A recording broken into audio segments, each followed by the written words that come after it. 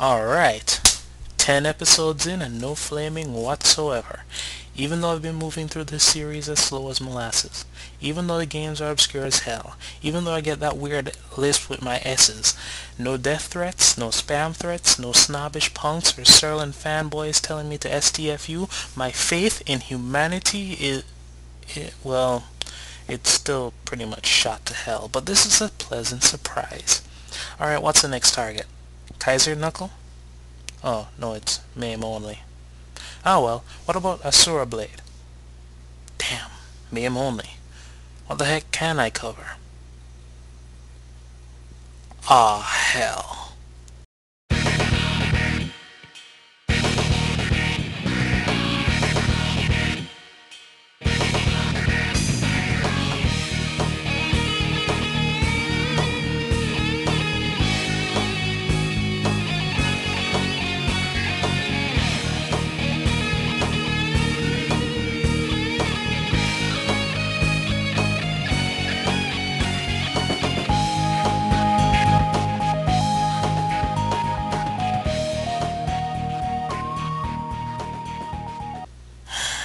Alright, let's get on with it. Joy Mecha Fight is a 2D fighting game for the Nintendo Famicom system made by Nintendo, of all people, how fitting, and it was released in 1993, near the very end of the Famicom's life cycle.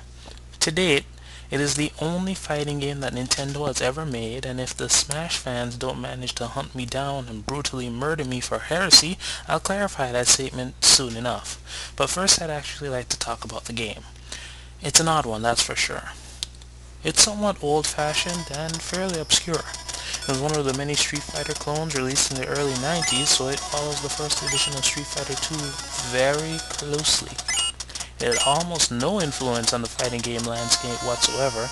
The story is almost non-existent, and there aren't even any characters to speak of, just player models.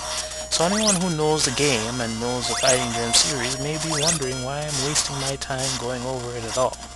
Well, it's like this.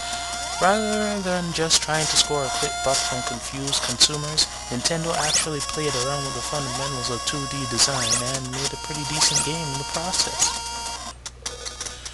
As I mentioned before, the story is bare bones, and what little substance there is dull carry-on from the off-beaten horse of super science.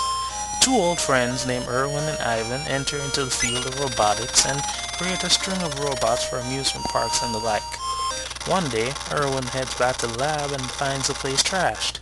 Turns out Ivan decided that the smiles of little children just wasn't cutting it anymore. So he destroyed the lab and took 7 of the 8 robots he and Ivan built together, leaving behind a pink charmer named Scarpon. And rather than contact the authorities, Erwin decides to repair the lab, remodel Scarpon into a fighting robot, defeat and convert the 7 robots that Ivan stole, and foil his dastardly plans.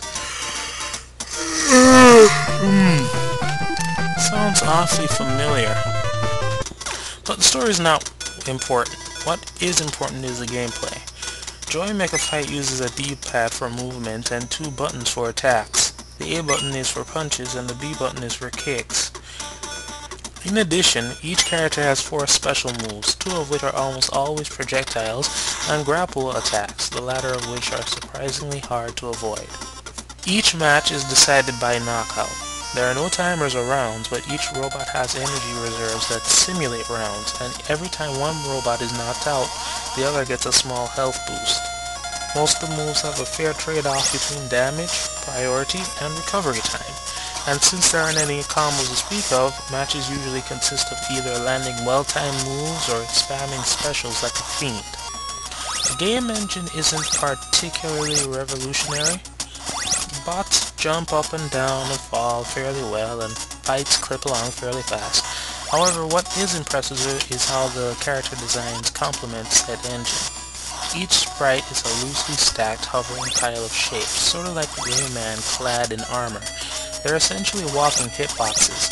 The head and torso are the universal weak spots, the hands and feet are prone at rest and can be used for attacking, and the joints are invulnerable. It works out pretty well since that means that there aren't any awkward hitbox designs to gum up the works. It also provides a blind spot for most attacks that you can take advantage of every now and again. Since this game was released near the end of the Famicom's life cycle, it's able to take full advantage of the system's capabilities. The graphics are actually quite amazing for the system it's made on, and there's almost no slowdown except for when the fighters fall to pieces. The characters are, ironically, better animated than most fighters were at the time, and the music was pretty solid too. I would say that the game is fairly balanced, but there are two glaring flaws, and both of them have something to do with story mode. You see, once you beat the 7 robots and reprogram them, Ivan lets you know that he built 8 copies, and those copies are better than the ones you beat, and that once you beat them you'll clear the stage, and then he trots out another set of robots and you gotta beat them. Basically what this means is there's a succession of robots, each better than the last wave, and each new wave renders the older waves completely obsolete. So once you unlock them, there's no reason to use the older characters, except for one combatant, Scarpon, the Dan Hibiki of Joy Mecha Fight. It's not too hard to figure out that the only mecha with any sort of characterization ends up being one of the strongest, but Jesus, this guy's strong.